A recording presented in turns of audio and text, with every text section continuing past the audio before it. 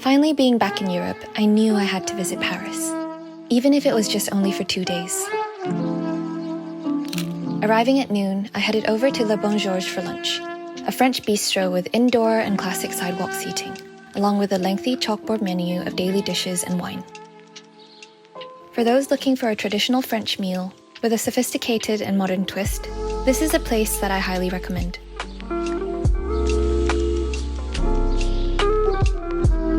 My favorite was the pepper steak and fries, and the blueberry tart to top this whole meal off.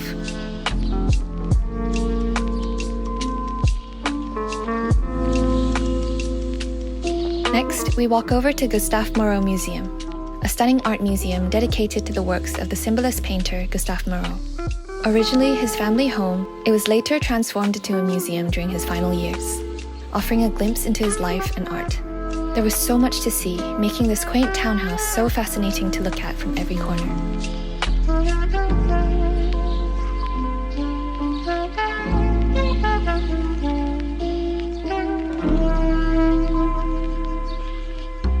I then headed over to Petit Palais, an architecturally beautiful art museum with free entry to its permanent collection. With interior details from floor to ceiling, it's a small museum that I could stay at for hours.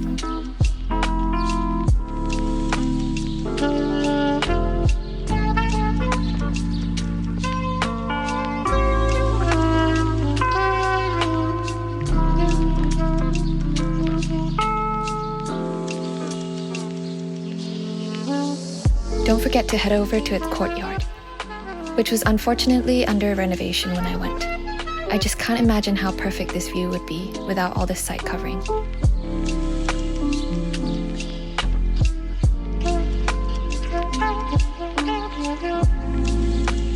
Opting for a special dinner for the evening, our restaurant of choice was PavYllon. This restaurant serves refined yet delicate flavors, based off classic French recipes, while also incorporating influences from international cuisines. It is definitely a culinary gem that I recommend to anyone looking for a fine dining restaurant in Paris.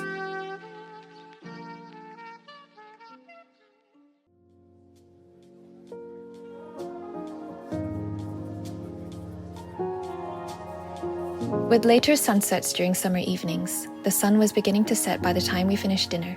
So we headed over for some night photos with the Eiffel Tower and the Arc de Triomphe.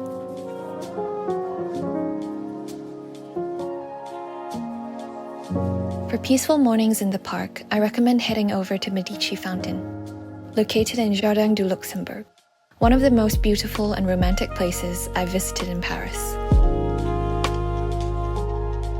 Next stop was Carnavalet Museum, one of the oldest museums located in Le Marais, which tells a story of Paris's revolution from past to present.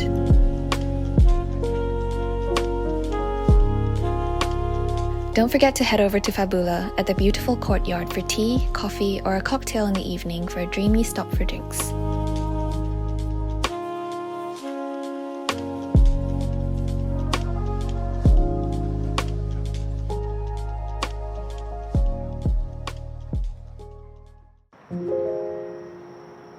We spent some time exploring the rest of the neighborhood. There are so many hidden gems in every corner, and having been here once before and still coming across new finds, this just confirms why Le Marais still remains as one of my favorite areas in Paris.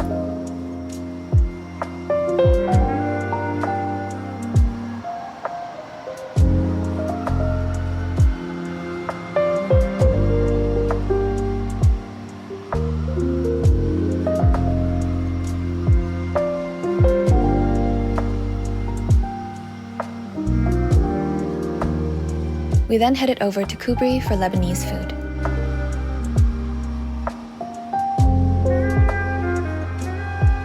My favorites had to be the chicken and hummus that was perfectly seasoned.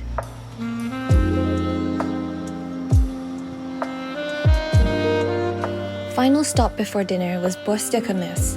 Originally used as a place to negotiate the trade of grain and other commodities, this historical monument was later transformed by the famous Japanese architect Tadao Ando into the exhibition site of the Pinault collection that we see today.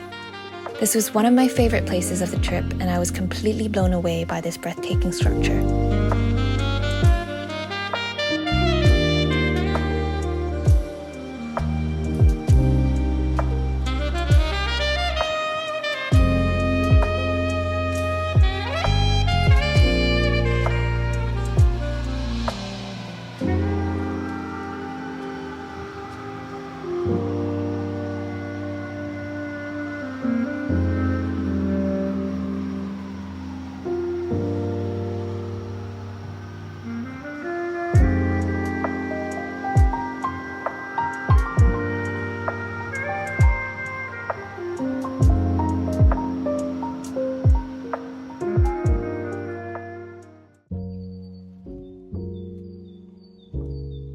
we had dinner at Ardent Paris, a restaurant that cooks everything over fire from starters to desserts, perfect for those that like nutty and smoky flavors.